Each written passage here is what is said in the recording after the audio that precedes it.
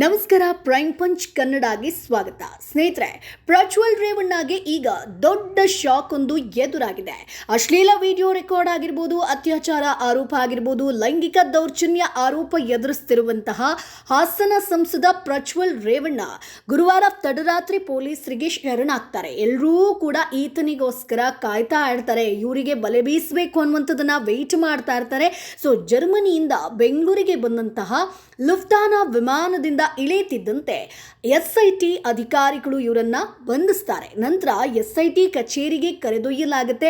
ಶುಕ್ರವಾರ ಬೌರಿಂಗ್ ಆಸ್ಪತ್ರೆಯಲ್ಲಿ medical test ನ ಕೂಡ ಮಾಡಿಸ್ತಾರೆ. ಬಳಿಕ ಅವರನ್ನ ಜನಪ್ರತಿನಿಧಿಗಳ ನ್ಯಾಯಾಲಯಕ್ಕೆ ಹಾಜರು ಕೂಡ ಪಡಿಸ್ತಾರೆ. ಇನ್ನು ಎರಡೂ ಕಡೆ ವಾದ ಆಲಿಸಿದಂತಹ 42ನೇ ಎಸಿಎಂಎಂ ಕೋರ್ಟ್ ಪ್ರಜ್ವಲ್ ರನ್ನ 6 ದಿನಗಳ ಪೊಲೀಸ್ ಕಸ್ಟಡಿಗೆ ವಹಿಸಿ ಆದೇಶವನ್ನ ಹೊರಡಿಸಿರುವಂಥದ್ದು. ಸ್ನೇಹಿತರೆ, ಎಸ್ಐಟಿ ಪರ ವಕೀಲ ಅಶೋಕ್ ನಾಯಕ್ ವಾದವನ್ನ ಮಂಡಿಸಿರುವಂಥದ್ದು. ಸೊ ಪ್ರಜ್ವಲ್ ಪರ ವಕೀಲ ಅರುಣ್ ವಾದ ಮಂಡಿಸಿದ್ದಾರೆ. ಸೊ ಮೊದಲು ಪ್ರಜ್ವಲ್ ಮೇಲೆ ಲೈಂಗಿಕ ದೌರ್ಜನ್ಯ ಪ್ರಕರಣ ದಾಖಲಾಗಿತ್ತು. ಸೊ ಸಂತ್ರಸ್ತೆ ಇವರ ಮನೆಯಲ್ಲಿ ಕೆಲಸವನ್ನ ಮಾಡ್ತಾ ಇದ್ರು. ಇವರ ಅಣ್ಣನ ಮದುವೆ ಸಮಯದಲ್ಲಿ ಕೆಲಸವನ್ನ ಮಾಡ್ತಾ ಇದ್ದಿದ್ದು. ಸೊ ಇವರು ಈಕೆಗೆ ಕೆಲಸ ಹೇಳ್ತಿದ್ರು. ನಂತರ ಆಕೆಯ ಮೇಲೆ ಅಪ್ಪ ಮಗ ದೌರ್ಜನ್ಯವನ್ನ ಎಸಗ್ತಾ ಇದ್ರಂತೆ. ಸೊ ದೌರ್ಜನ್ಯದ ನಂತರ ವಿಡಿಯೋ ವೈರಲ್ ಆಗ್ತಿದ್ದಂತೆ ಸಂತ್ರಸ್ತೆ ಈಗ ಅತ್ಯಾಚಾರ ದೂರನ್ನ ಕೊಟ್ಟಿರುವಂಥದ್ದು. ಈ ವರ್ತನೆ ಹೊರಗೆ ಬರಬಾರ್ದು ಅಂತ ಮೀಡಿಯಾ ಸ್ಟೇಯನ್ನ ತೆಗೆದುಕೊಳ್ತಾರೆ. ಸೊ ಇವನೊಬ್ಬ ವಿಕೃತ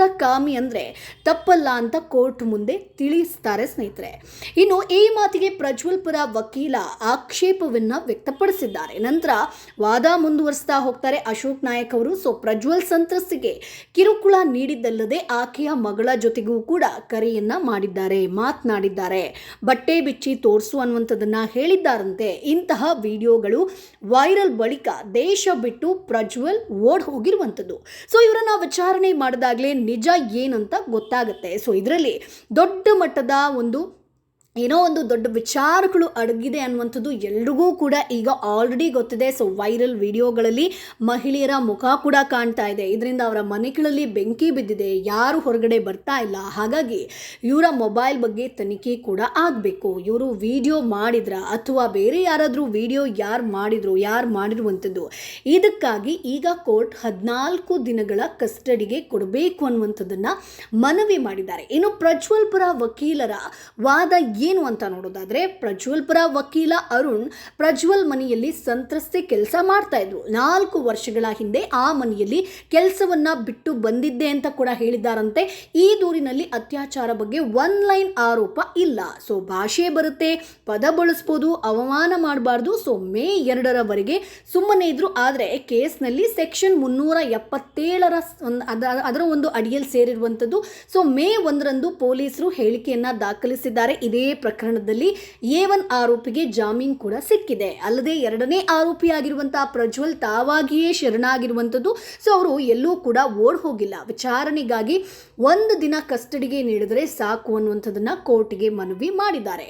ಬಟ್ ಸ್ನೇಹಿತರೆ, SIT ಪರ ವಕೀಲ ಅಶೋಕ್ ನಾಯಕ್ ಮತ್ತೆ ವಾದವನ್ನ ಶುರು ಮಾಡ್ತಾರೆ.